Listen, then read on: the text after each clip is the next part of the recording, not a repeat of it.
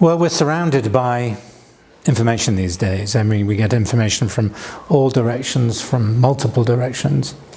You know, people have described that we now live in an information age.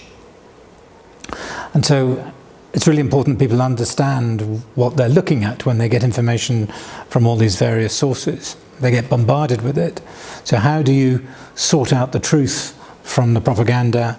How do you sort out the jokes from the truth? And it's important, therefore, that people have some skills and techniques to understand that what they see is not necessarily what they should believe, and they need to be a little bit more disciplined in sorting out the information that they get and what they actually take away and believe from that. And one of the problems that, as a consequence of getting all this information, is that people don't understand what they're looking at. And part of the consequence of that is that they may believe a line of information which is designed to get them to carry out bad things or to believe in things which are dangerous. And when I say dangerous, it might lead them to violence. For example, when we're talking about people who become terrorists or extremists, often they listen to information which they believe to be true. So it's really important that when information comes to them, that they understand that they need to interrogate that information closely to make sure that they're not being told something that will make them behave in a way which is dangerous and bad for them and bad for their family and bad for their community. First of all, be professional to make sure that they are telling the stories in the most accurate and professional way possible.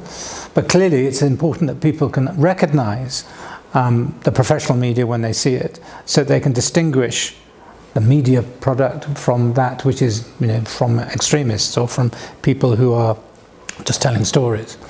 So the media is not just important, it's critical, and it's very important that the professional media demonstrates to people who receive information that what they're getting is genuine, and that they can recognize the difference between professional media and stuff that's designed to be propaganda. A journalist is trained how they need to investigate a story correctly, how they need to use more than one source, so that when they just don't believe the first person that tells them, that they check that there are a number of sources that lead them to that information, that they try to check the facts. So if somebody says something, they go to a separate place to check those facts, so that they recognize a story in the context that it's delivered. So the tips are that actually the same criteria, the same things which a professional journalist looks at when they decide on a story, is the same sort of things that the audience should be looking at. When they hear or see something, they should be thinking, well, where did that come from?